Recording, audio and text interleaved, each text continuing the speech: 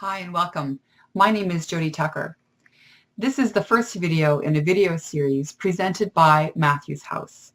Matthews House is a not-for-profit organization offering respite services and medically supported services for children in the Abbotsford area. Matthews House is proud to present this education series to provide both education and inspiration to parents and caregivers around a variety of topics. The topic for this video is parenting without going crazy. I'm Jody Tucker. I am your host, and we're going to talk about a few perspectives that you may not have thought of when it comes to parenting, problem solving, and decision making around your child. More specifically, how do you handle those crazy behaviors that just drive you nuts? What should you do about them? How do you approach them? This video is designed to get you thinking about some of the things that you might want to try and some perspectives that might be brand new to you and your family. Oftentimes, the behaviors that we spend the most time thinking about, engaging, are the ones that we'd really wish weren't there. I've spent 20 years analyzing the behaviors of children in a variety of contexts, in their homes, in their communities, and in their schools, to figure out what's going on to cause these behaviors to happen and to make the situation unmanageable. Why is that happening? And you know what I've learned? I've learned to pay as much attention to the adults in those environments as the kids. And that might seem that it's just not necessary maybe, or perhaps a little out of touch with what the problem really is. So let's roll back just a second and think about why behavior happens. A lot of experts describe behavior as communication. And what they mean by that is that behavior tells you what's going on up here. It gives us a clue as to what people are thinking. And that's important information because the true point of human communication and behavior is to connect with one another. That's why we do it. Within the animal kingdom, there is a wide variety of communication and behavior that's not necessarily about connection or deeply understanding somebody else's perspective. With us, however, that is the number one reason why behavior happens, so that we can communicate with each other what's really going on. When we put behavior into that context and then think about it as it relates to parenting or caregiving, it really does become relevant that we look at both the adult and the child and understand how the behavior impacts one and the other.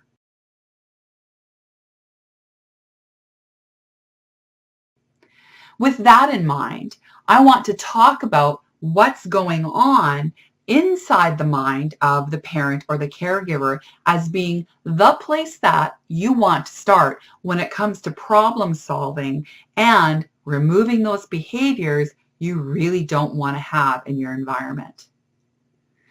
You see, the beliefs that we have about people, the beliefs that we have about behavior drive our communication, and that will impact how we interact with children in the way that they're behaving.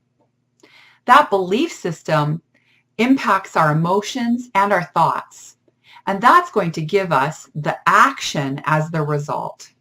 When we put that whole cascade together, we start to understand how it is that some behaviors bother some people and the exact same behavior doesn't seem to bother other people.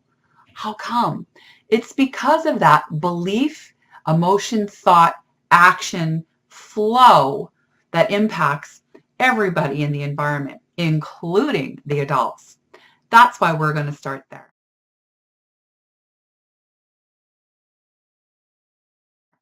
So let's think about beliefs. I used to go into classrooms and go into environments, and I would encounter frustrated adults. And I would think to myself, what is it about this situation that really triggers this parent or this teacher or this caregiver in such a way that the behavior is viewed as a problem.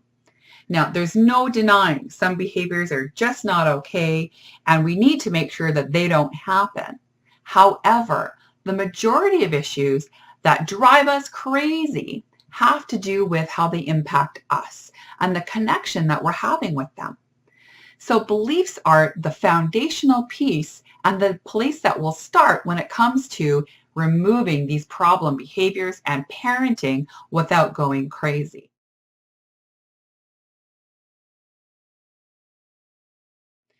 What is it that you believe should be the behavior of your child or the behavior of the child you're responsible for? When you think about that in terms of what is it that they should be doing in the playground, what is it that they should be doing when playing with others, what is it that they should be doing when we're standing in line to go through the grocery store? When you have those beliefs about this is what I think it should look like, that's going to drive how you define what's happening in that environment. And that will either drive you crazy or relieve all your anxiety about what's really going on. I want to introduce you to a tool that I find very, very valuable in helping people understand what it is that drives them nuts and what it is that we need to focus on in terms of removing behavior and how we can shift environments. It's called the change matrix.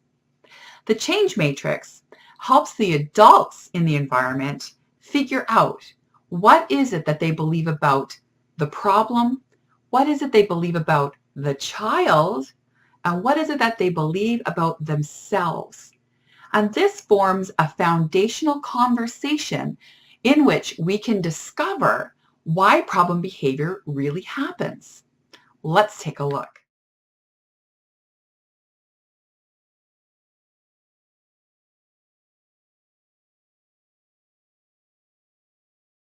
The change matrix is designed to help you sort through which behaviors really deserve your attention in terms of this is a problem, and which behaviors can be best managed by shifting the perspective of the people involved.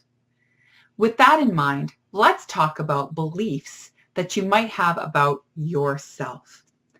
Beliefs about ourselves really are the things that drive whether or not we know and feel that we have the capacity to handle what's happening.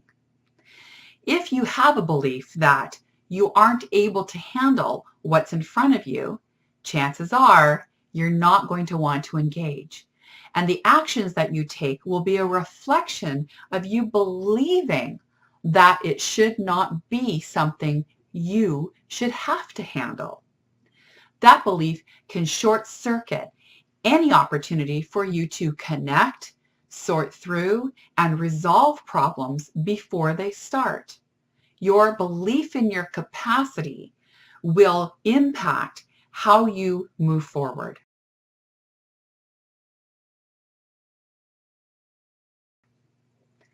Sometimes these beliefs are very, very deep rooted. They're deeply rooted in our experiences as children ourselves, in the manuscript or the voices that we hear in our heads that tell us what we're looking at and how we should perceive it. Often these triggers are not conscious to us. I'm not aware that what's happening here reminds me of something, and I'm going to respond as if I was maybe my own mother, or I'm going to respond in a way that reflects what's happening for me instead of thinking about what's really going on in the room. Some of the other beliefs that will impact how you engage will be beliefs about whether or not you are tired, whether or not you are educated enough to handle what's going on, whether or not you think that you are being disrespected by what's happening.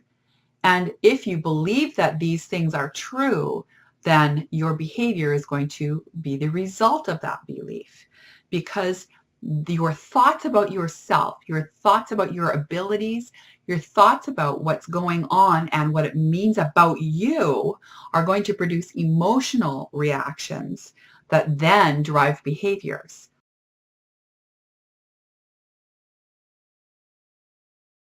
And those look like anger, embarrassment, frustration, pain.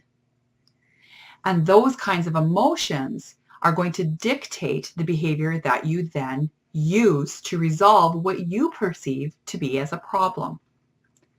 So I want you to stop for just a second. When it comes to parenting without going crazy, what are the beliefs that you have about yourself as a parent, as a caregiver?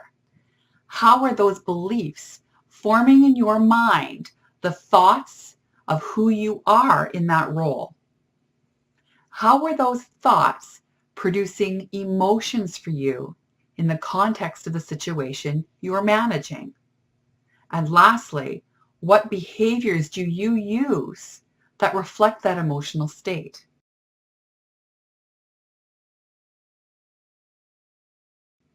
When you are angry, what do you look like?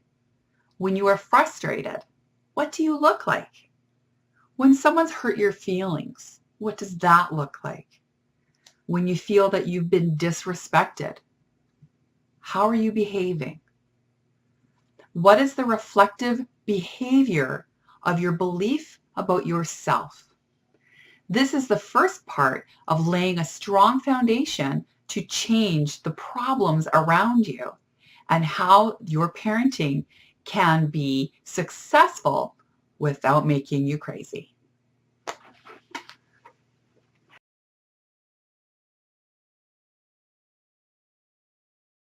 The second part of a change matrix or shifting problem behaviors and not going crazy has a lot to do with what we believe about children or the other person that we're trying to relate to or connect with and who we're having the problem with. Sometimes our beliefs about other people really can stop us from believing that we can solve a problem and it can be a mutually resolved issue. There have been many times where I walked into situations and realized and recognized that the problem belief in this situation is that the child is performing this behavior that's making everybody crazy with intention. They're doing it on purpose. He knows better. Well, he could do it just fine yesterday and somehow today. Does that sound familiar? Sometimes our beliefs about kids really does stop any chance that maybe we could connect with what's happening for them in that situation.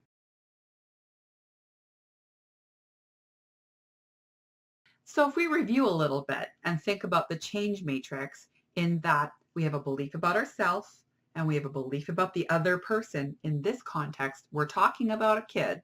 We have a belief about that child. And when we put them together, we get this scenario that somehow all of that behavior that's about communication is being missed. And that's where the problem is occurring. I'm communicating that I'm disrespected. The child is communicating they're overwhelmed. And somehow we can't seem to find one another. And that's when we go crazy because we just want the situation to stop. What is it that you believe about children? Because when an expert comes to you and offers a solution about what's going on, it can be extremely attractive to grab that and say, yes, here's the answer. I have it and I know what to do to make that stop.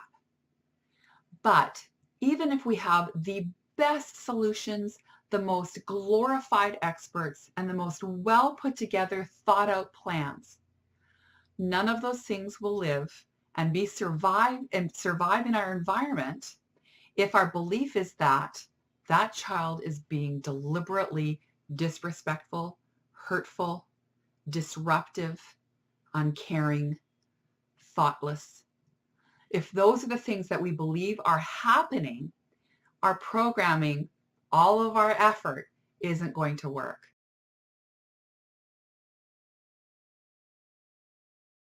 Because belief is really the foundation for understanding are empathizing with what is happening for this other person, what's going on for our child. And it takes a really deliberate effort to stop the behavior that we are exhibiting and to think about what is it that this person is experiencing and how are my thoughts about them impacting what I do next. So your belief about children is the second part of changing your responses and preventing those situations that drive you crazy. Take a minute, think about what is it that you believe happens in situations where you can't tolerate the behaviors you're experiencing or that your child's engaging in. What do you think is going on? What are your perceptions of them? Have you ever taken a second and just paused and thought about that rather than immediately responding to what's happening? That minute of reflection just takes a second of pausing and reflecting, can help us reorient ourselves to, wait a minute, the purpose of behavior is to communicate. And this communication here that's making me crazy, I need to connect to that.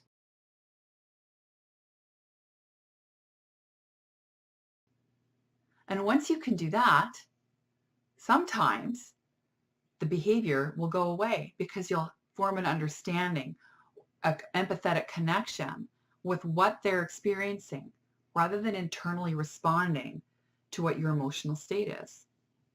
When you're able to do that, the real problem behaviors will stand up and wave at you, and the ones that you can shift will start to go away.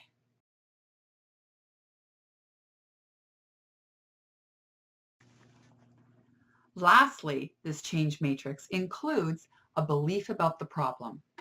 Now, we've talked about beliefs about ourselves, beliefs about the child or the other person involved. Now we're going to talk about the belief that we have about the problem. Sometimes we look at the behaviors of kids and we think there is no possible way I'm going to be able to solve this. There is no possible explanation for this issue other than it's just too big. It's too complicated. This is something that is going to happen to me over and over and over again. And so we start to perceive the problem as being way bigger than us. We start to perceive the problem as being embarrassing. We start to see that we are being humiliated. We start to see the problem as being something that's going to take a lot of our effort, a lot of our time, a lot of our soul. And that can be very demoralizing if that is how you view problems. We put these three things together, us, the child, the problem, and we examine them as being connected. Our belief about us, our belief about our child, our belief about the problem as being one thing. This is where the change matrix can be your best tool at figuring out if what you're dealing with is something that requires intervention beyond you, or if what you're dealing with is something that just requires you to shift what you think on all three of those levels.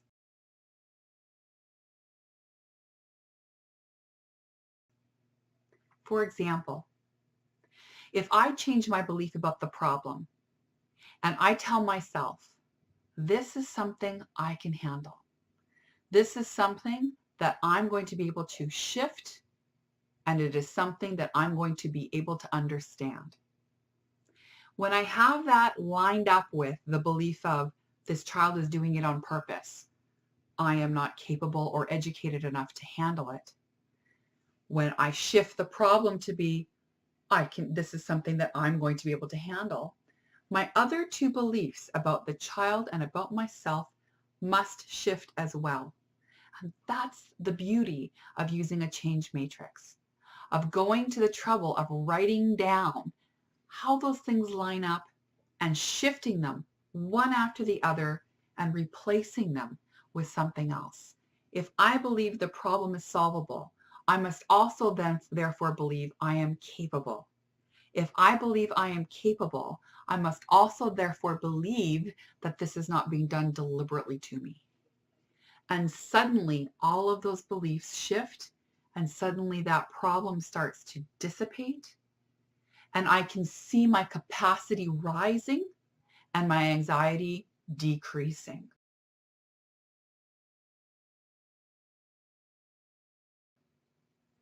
A change matrix approach to parenting can help you do several things. It can help you decrease the angst that you have about problem behaviors in your environment.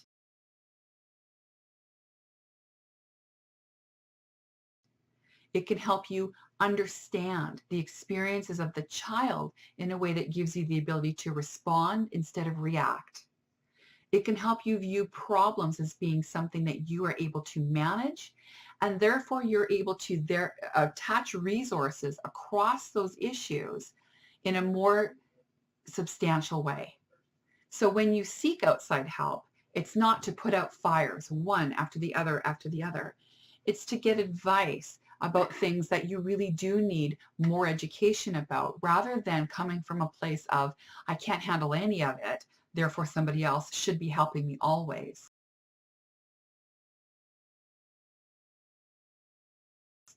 It can give you that self-confidence as a parent to drive the process rather than be driven by it. And when you're engaging professionals, you'll be able to discern who is it that is the best fit for you and which approach is going to work for you, given what you know about yourself, your child, and the issues that you're facing. With all of this in mind, a change matrix is your number one tool for parenting without going crazy.